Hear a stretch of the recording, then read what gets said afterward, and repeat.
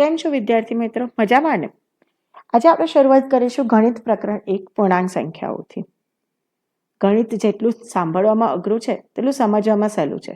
એ તો તમને બધાને ખબર જ છે ને. ચલો આપણે શરૂઆત કરીએ પ્રકરણ 1 પૂર્ણાંક સંખ્યાઓથી.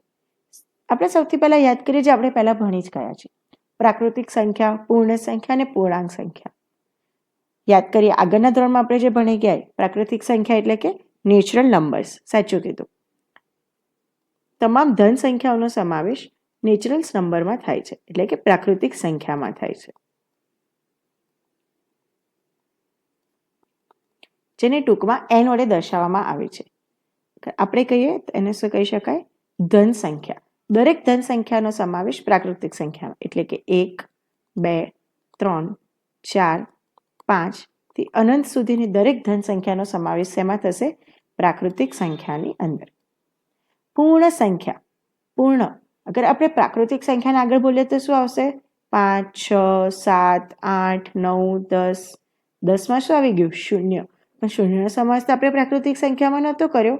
તો શૂન્ય સાથે આવેલી દરેક ધન સંખ્યાઓને શું કહેવામાં આવે છે? પૂર્ણ સંખ્યા એટલે કે હોલ નંબર્સ, જેને ટૂંકમાં W વડે દર્શાવવામાં આવે છે, જેની અંદર શૂન્ય તથા ધન સંખ્યાનો સમાવેશ થાય છે એટલે કે 0, 1, 2, 3, 4 થી અનંત સુધી દરેક સંખ્યા. હવે વાત કરીએ પૂર્ણાંક સંખ્યાની. પૂર્ણાંક સંખ્યા એટલે કે જે સંખ્યાની અંદર ઋણ સંખ્યા, શૂન્ય તથા ધન સંખ્યા બધી જ સંખ્યાઓનો સમાવેશ થાય તેવા સમૂહ ગણને આપણે શું કહીએ છીએ? પૂર્ણાંક સંખ્યા. પૂર્ણાંક સંખ્યાને અંગ્રેજીમાં ઇન્ટીજર્સ તરીકે ઓળખવામાં આવે છે, જેને ટૂંકમાં દર્શાવવામાં આવે છે I તરીકે, જેમાં ધન, ઋણ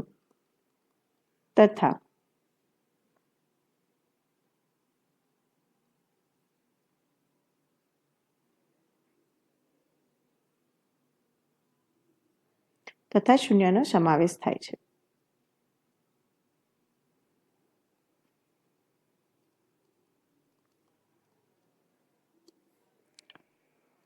ધારો કે અનંતથી આપણે શરૂઆત કરીએ તો -5, -4, -3, -2, -1, 0, 1, 2, 3, 4 અનંત સુધી આપણે લખી શકીએ છીએ. એટલે કે સૌથી મોટો સમૂહ ગણ કયો છે? પૂર્ણાંક સંખ્યા, જેની અંદર ઋણ, શૂન્ય તથા ધન ત્રણેય સંખ્યાનો સમાવેશ થાય છે. પૂર્ણ સંખ્યામાં શૂન્ય તથા ધન સંખ્યા અને સૌથી નાનો સમૂહ ગણ પ્રાકૃતિક સંખ્યા, જેની અંદર માત્ર ધન સંખ્યાનો સમાવેશ થાય છે. હવે આપણે યાદ કરીએ સંખ્યા રેખાને. આપણે સૌ સંખ્યા રેખા વિશે પણ ભણી જ ગયા છે.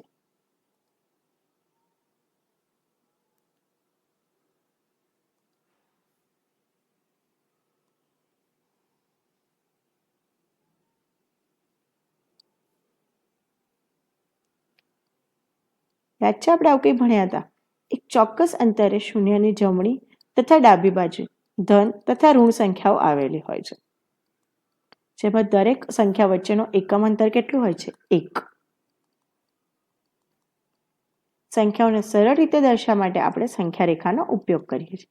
આ સૌ આપણે જાણીએ છીએ. હવે યાદ કરી લઈએ આપણે જે ભણી ગયા છે તે જ વસ્તુને ફરીથી. વચ્ચે શું આવશે? શૂન્ય. શૂન્યથી જ્યારે આપણે જમણી બાજુ જઈએ છીએ તો કઈ સંખ્યા આવશે? ધન સંખ્યા. અને શૂન્યની ડાબી બાજુ કઈ સંખ્યા આવશે? ઋણ સંખ્યા.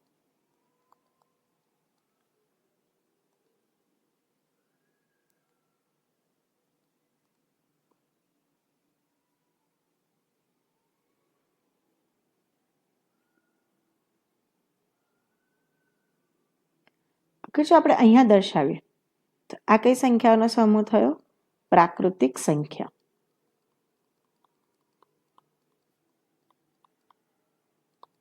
અગર શૂન્ય સાથે દરેક સંખ્યાઓ લઈએ તો પૂર્ણ સંખ્યા, અને ઋણ સંખ્યા તથા પૂર્ણ સંખ્યા લઈએ તો પૂર્ણાંક સંખ્યા.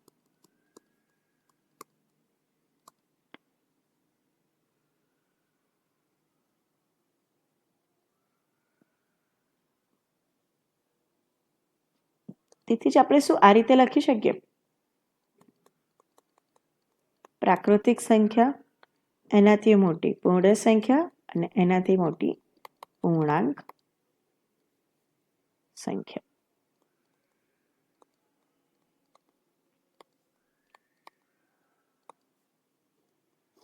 બસ ખાલી આટલું જ યાદ રાખવાનું છે. ધન એટલે પ્રાકૃતિક, શૂન્ય અને ધન એટલે પૂર્ણ, ઋણ શૂન્ય અને ધન એટલે કે પૂર્ણાંક. આ બધું તો આપણે ભણી ગયા છીએ એટલે આપણે ખાલી એને યાદ કરી લીધું. હવે આપણે એના સરવાળા બાદબાકી બી યાદ કરી લઈએ, જે બી આપણે આગળના ધોરણમાં ભણી ગયા છીએ.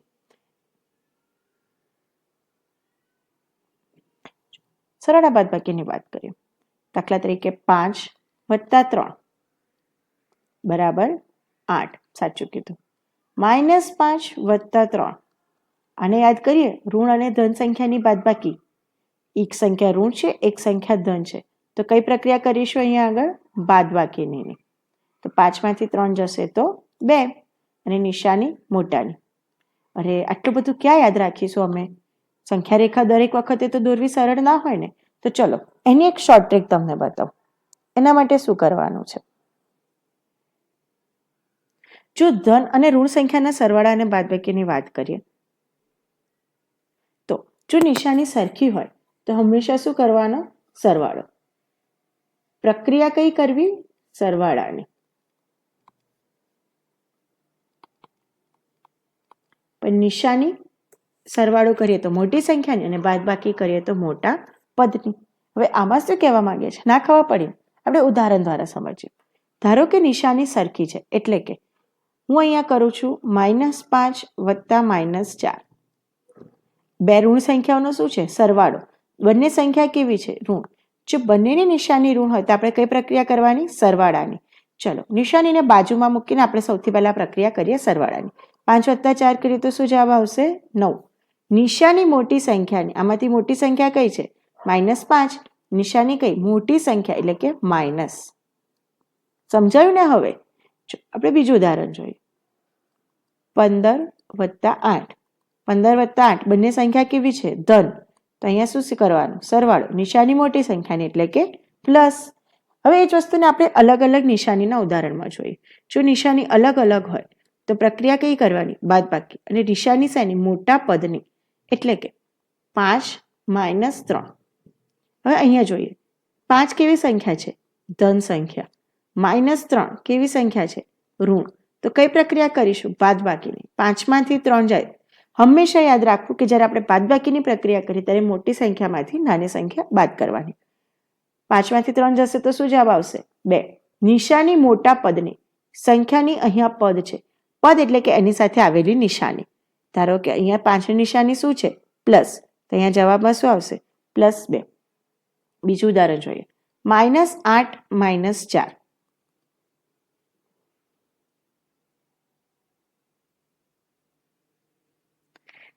-8 - 4. હવે અહીંયા આગળ જોઈએ. -8માંથી 4 બાદ કરવાના છે. ચલો સૌથી પહેલા આપણે એક વસ્તુ યાદ કરી લઈએ. જ્યારે ઋણ સંખ્યાની આગળ નિશાનીની નિશાની હોય, બાદબાકીની નિશાની, તો હંમેશા એનું શું થઈ જાય? પ્લસ. યાદ છે ને? આ તો આપણે પહેલા બી ભણી ગયા છીએ. જો તમને બીજા ઉદાહરણ દ્વારા બતાવું. ધારો કે અહીંયા છે -8 - -3. જ્યારે આપેલી સંખ્યા ઋણ હોય અને એની બહાર પણ ઋણની નિશાની હોય તે શું થઈ જાય છે? ધન. પ્લસ. તો -8 + 3 બરાબર શું આવશે? 8માંથી 3. એક સંખ્યા ઋણ, એક સંખ્યા ધન. કઈ પ્રક્રિયા કરીશું? બાદબાકીની. મોટી સંખ્યામાંથી નાની સંખ્યા બાદ કરી. 8માંથી 3 જાય તો 5. નિશાની મોટા પદની. મોટું પદ અહીંયા કયું છે? 8. તો અહીંયા શેની નિશાની આવશે? -5. તો શું જવાબ મળ્યો? -5. હવે તમને આ વસ્તુ, અરે આ શું કરી લીધું? અહીંયા -8 - -3. હવે આપણે યાદ કરીએ સંખ્યા રેખાને ફરી એકવાર. જો આપણે સરવાળો કરીએ છીએ તો સંખ્યા રેખામાં કઈ બાજુ જઈશું? જમણી બાજુ. અને જો આપણે બાદબાકી કરીએ છીએ તો સંખ્યા રેખામાં કઈ બાજુ જવાનું? ડાબી બાજુ. આ શું થયું? ચલો ઉદાહરણ જોઈ લઈએ. 0 1 2.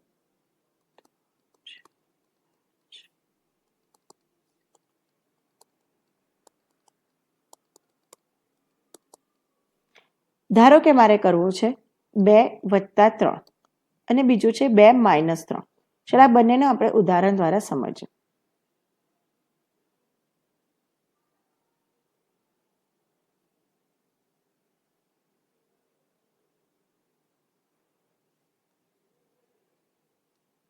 બે વત્તા 3 શું કરવું છે? સરવાળો. સરવાળો કરવો હોય તો કઈ બાજુ જવાનું? જમણી બાજુ. 2 વત્તા 3, 2 માં 3 એકમ ઉમેરવાના છે. 1, 2 અને 3. 2 માં 3 ઉમેરતા આપણને શું જવાબ મળ્યો? 5. તો અહીંયા શું આવશે? 2 વત્તા 3 એટલે કે 5. હવે અહીંયા જોઈએ 2 માઇનસ 3 એટલે કે 3 એકમની શું કરવાની છે? બાદબાકી. બાદબાકી કરવા માટે કઈ બાજુ જઈશું? ડાબી બાજુ. 1, 2 અને 3. -3 શું જવાબ મળ્યો? -1. હવે આને આપણી ગણતરી પ્રમાણે કરીએ. એક સંખ્યા ધન, એક સંખ્યા ઋણ. 2 માઇનસ 3. મોટી સંખ્યા કઈ છે? 3. 3 માંથી 2 બાદ કરીએ તો શું જવાબ મળે? 1. સંખ્યા જવાબ શું મળ્યો? 1. નિશાની મોટા પદની. મોટું પદ કયું છે અહીંયા આગળ? -3. નિશાની શું આવશે? -1. જવાબ શું મળી ગયો? -1. જોયું ને? સંખ્યા રેખા દોરીને આટલી મોટી ગણતરી કરવી એના કરતાં તો આપણે આ રીતે સરળતાથી ગણતરી કરી શકીએ. ચલો બીજું ઉદાહરણ જોઈએ. 15 માઇનસ 20. આટલી મોટી સંખ્યા રેખા થોડી દોરવા જઈશું આપણે. તો ચલો ફરીથી કરી જોઈએ. આ ધન, આ ઋણ. એક સંખ્યા ધન, એક સંખ્યા ઋણ. બાદબાકી પ્રક્રિયાની. મોટી સંખ્યાથી નાની સંખ્યા બાદ કરીએ. 20 માંથી 15 જાય તો જવાબ આવશે 5. નિશાની મોટા પદની. મોટું પદ કયું છે? -20. એટલે અહીંયા જવાબ શું આવશે? -5. તો 15 માઇનસ 20 શું જવાબ આવ્યો? -5. આ બધું તો તમે સૌ ભણી જ ગયા છો. ધન અને ઋણ સંખ્યાના સરવાળા અને બાદબાકી. હવે આપણે જોઈએ કે પૂર્ણાંક સંખ્યા એના માટે સમૃદ્ધતા ધરાવે છે કે નથી ધરાવતા. સમૃદ્ધતા શું છે? સૌથી પહેલો એ જ સવાલ આવે કે સમૃદ્ધતા એટલે શું? સમૃદ્ધતા એટલે કે કોઈના પણ માટે પૂર્ણ હોવું, એના માટે આપણે બરાબર હોવું. એટલે કે જો હું બે પૂર્ણાંક સંખ્યાઓનો સરવાળો કરું અને જો જવાબમાં મને પૂર્ણાંક સંખ્યા જ મળે તો આપણે કહી શકીએ કે પૂર્ણાંક સંખ્યાઓ સરવાળા માટે સમૃદ્ધતા ધરાવે છે.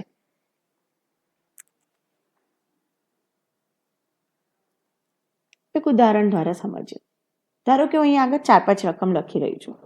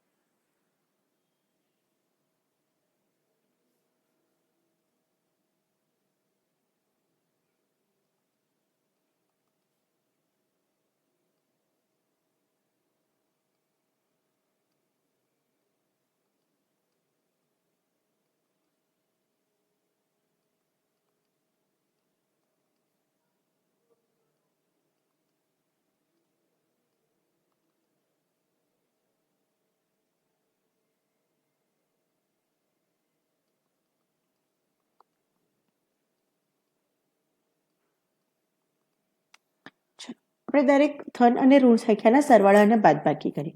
આ તો આપણે ભણી ગયા છે તો તમે સરળતાથી જવાબ આપી શકશો ને? 5 + 3 8. -4 + 9 એક સંખ્યા ઋણ, એક સંખ્યા ધન. આપણી રીત પ્રમાણે કરીએ જવાબ શું આવશે? +5. -14 વત્તા -8 બંને સંખ્યા ઋણ છે, સરવાળી થશે પ્રક્રિયાની. જવાબ આવશે -22. -12 વત્તા 0 જવાબ શું આવશે? -12. 9 વત્તા 0 9. અહીંયા આપેલ આપણે રકમમાં લીધેલી દરેક સંખ્યા શું છે? પૂર્ણાંક સંખ્યા. આપણને જવાબમાં મળતી તમામ સંખ્યાઓ કેવી છે? પૂર્ણાંક સંખ્યા. એટલે કે કોઈ પણ બે પૂર્ણાંક સંખ્યાઓનો સરવાળો કરતા આપણને જવાબમાં શું મળે છે? પૂર્ણાંક સંખ્યા.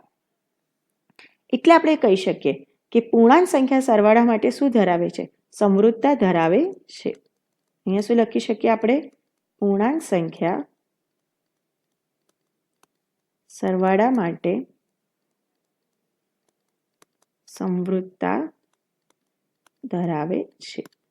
આપણે એને સામાન્ય ભાષામાં કોઈ પણ રકમ લખવા માટે એવું કહી શકીએ કે ધારો કે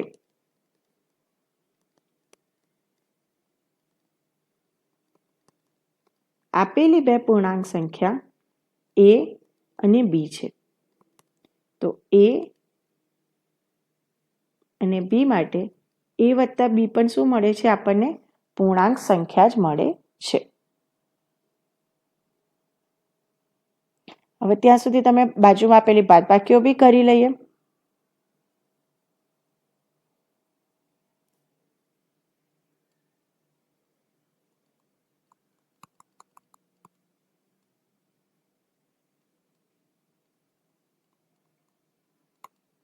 પાંચમાંથી 3 જાય તો શું જવાબ મળશે?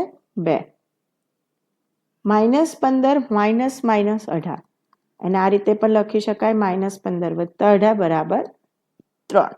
-11 -6 -17 4માંથી 0 જાય તો 4 -8માંથી 0 જાય તો -8. બાદબાકીમાં પણ એવું જ થયું. કોઈ પણ બે પૂર્ણાંક સંખ્યાઓની બાદબાકી કરતા આપણને શું જવાબ મળે છે? પૂર્ણાંક સંખ્યા. તો આપણે કોઈ પણ બે પૂર્ણાંક સંખ્યા a અને b માટે આવું લખી શકીએ કે a માઇનસ b કરતા આપણને જવાબમાં શું મળે છે? પૂર્ણાંક સંખ્યા. તો પૂર્ણાંક સંખ્યા બાદબાકી માટે શું ધરાવે છે? સમરૂપતા ધરાવે છે.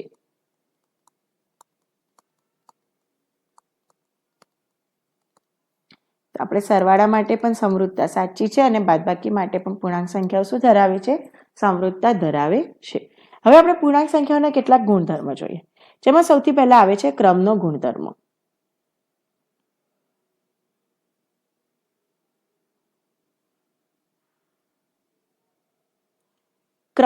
ક્રમ એટલે તો શું? આપણને ખબર જ છે કે આપણે એને કોઈ કોણ પહેલા છે, કોણ બીજું છે, કોણ ત્રીજું છે, એ પ્રમાણે એક જ રૂપમાં ગોઠવવું એને શું કહેવામાં આવે? એક લાઇનસર ગોઠવવું એને ક્રમ તરીકે ઓળખવામાં આવે છે. હવે ક્રમનો ગુણધર્મમાં આપણે બે વસ્તુ જોવાની છે. એક છે સરવાળા માટે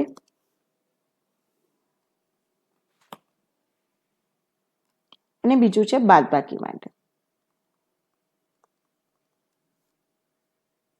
સૌથી પહેલા આપણે સરવાળા માટે ક્રમનો ગુણધર્મ જોઈએ. હું અહીં કેટલાક ઉદાહરણ લખું છું, તમે લોકો મને એનો જવાબ આપજો.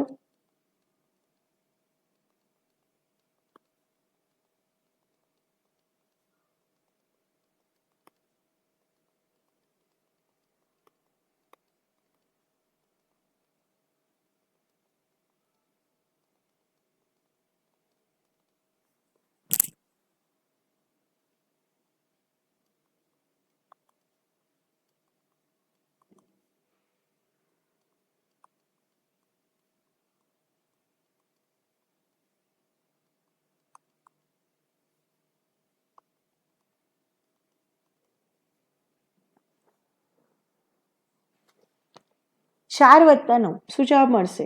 13. 9 વત્તા 4 13. -3 વત્તા -6 -9. -6 વત્તા -3 -9. -8 વત્તા 0 -8.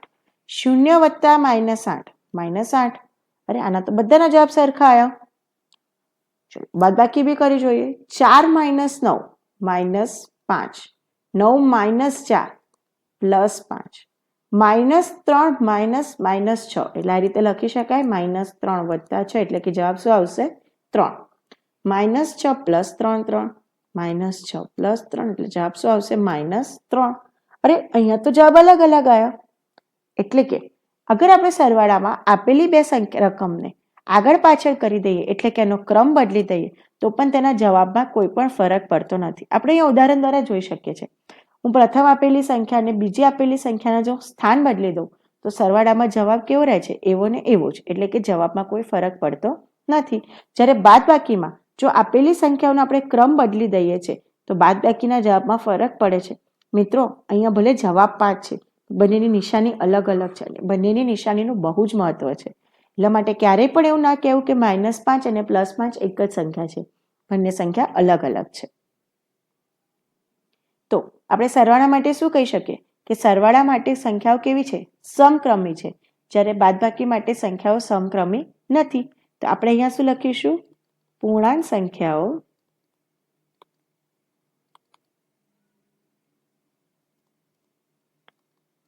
સરવાળા માટે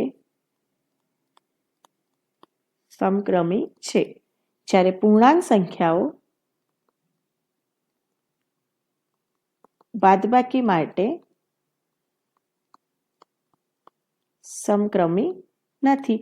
એટલે કે આપેલી બે પૂર્ણાંક સંખ્યાઓ જો a અને b હોય તો આપણે અહીં લખી શકીએ a પ્લસ b બરાબર b પ્લસ a. આ હંમેશા કેવું હશે? સાચું જ હશે. આપેલી બે સંખ્યાઓને ઉલટફેરટ કરવાથી સરવાળાના જવાબમાં કોઈ ફરક નહીં પડે, પરંતુ બાદબાકીમાં તેમાં ફરક પડશે. એટલે કે a minus b is not equal to b minus a. યાદ રહેશે ને? ચલો હવે આપણે નવો ગુણધર્મ ભણીએ. એ છે જૂથનો ગુણધર્મ. જૂથનો ગુણધર્મ. જૂથ એટલે કે જ્યારે બે સંખ્યાઓ ભેગા થઈને એક મળી જાય એને શું કહેવામાં આવે? જૂથ. ઉદાહરણ દ્વારા જોઈએ. 3 + 5 + 8. 3 + 5 + 8.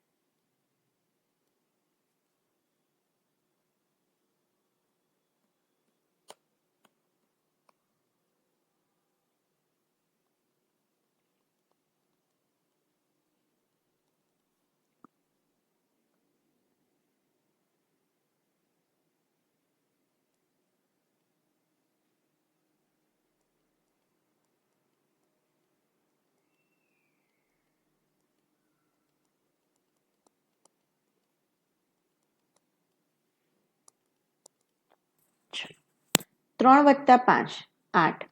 8 + 8 બરાબર 16. સૌથી પહેલા આપણે કૌંસનું સાદું રૂપ આપવાનું, પછી બહારની સંખ્યાનું. આપણે ગણિતમાં સામાન્ય નિયમ તરીકે ભણી ચૂક્યા છીએ. અહીંયા શું આવશે? 3. 5 + 8 13. 13 + 3 16. એ જ પ્રમાણે નીચે જોઈએ. સૌથી પહેલા આવશે કૌંસનું સાદું રૂપ -3 વત્તા 2 + 9 11. 11 વત્તા -3 +8.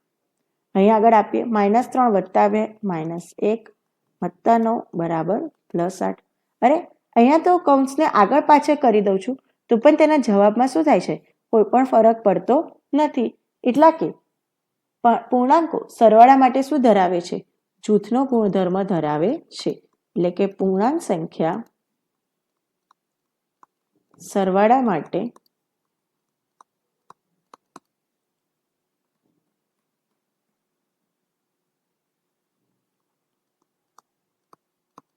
જૂથનો ગુણધર્મ ધરાવે છે. તો આપણે આવું લખી શકીએ કે ધારો કે આપેલી કોઈ પૂર્ણાંક સંખ્યાઓ a, b અને c છે, તો a વત્તા b વત્તા c is equal to a વત્તા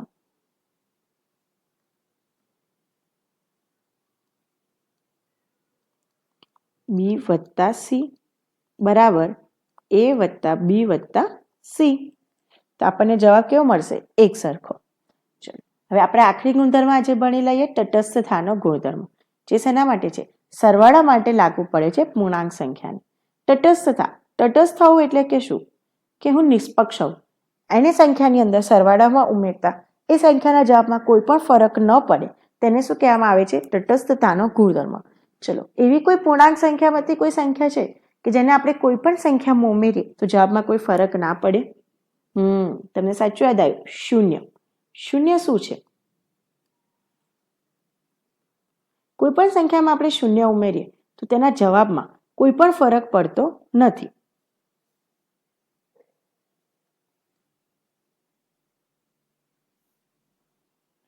ધારો કે હું અહીંયા લખું છું 3 વત્તા 0. અરે જવાબ તો 3 જ આવ્યો. એટલે કે આપણને શું મળે છે? મૂળ સંખ્યા. -18 વત્તા 0 -18 0 વત્તા 0 0.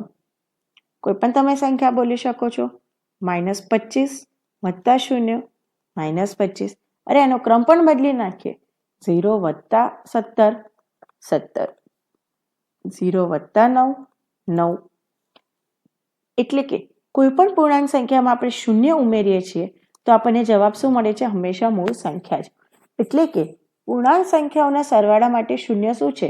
તટસ્થ છે. તો લખી શકીશું આપણે પૂર્ણાંક સંખ્યાઓ સરવાળા માટે શૂન્ય શું છે? તટસ્થ છે. એટલે કે a વત્તા 0 કે 0 વત્તા a કે ખાલી a, કોઈ પણ પૂર્ણાંક સંખ્યાનો જવાબ શું આવે છે? એક જ સરખો. અહીં a બરાબર શું છે? કોઈ પણ પૂર્ણાંક સંખ્યા. એટલે કે કોઈ પણ પૂર્ણાંક સંખ્યામાં શૂન્ય ઉમેરતા આપણને જવાબમાં મૂળ પૂર્ણાંક સંખ્યા જ મળે છે. વિદ્યાર્થી મિત્રો, આજનો ક્લાસ તમને કેવો લાગ્યો મને જરૂરથી કમેન્ટ કરીને બતાવજો. અગર તમને કંઈ પણ વસ્તુ નથી ખબર પડતી તો તમે કમેન્ટમાં લખી શકો છો. હું તમને નેક્સ્ટ લેક્ચરમાં એનું સારી રીતે સમજાવી શકું છું. તો આજે આપણે શું ભણ્યા? સૌથી પહેલા આપણે ભણ્યા પ્રાકૃતિક સંખ્યા કોને કહેવાય, પૂર્ણ સંખ્યા કોને કહેવાય અને પૂર્ણાંક સંખ્યા કોને કહેવાય. એના પછી આપણે ધન અને ઋણ સંખ્યાના સરવાળા અને બાદબાકી ભણ્યા. આ બધું આપણે જે આગળના ધોરણમાં ભણી ગયા છે તેને યાદ કરી લીધું. પછી આપણે સરવાળા અને બાદબાકી વિશે, પૂર્ણાંક સંખ્યાઓ સમૃદ્ધતા ધરાવે છે તે કેટલાક ઉદાહરણ દ્વારા જોયું છે. એના પછી આપણે ક્રમનો, જૂથનો અને તટસ્થતાનો ગુણધર્મ ભણ્યા. Thank you.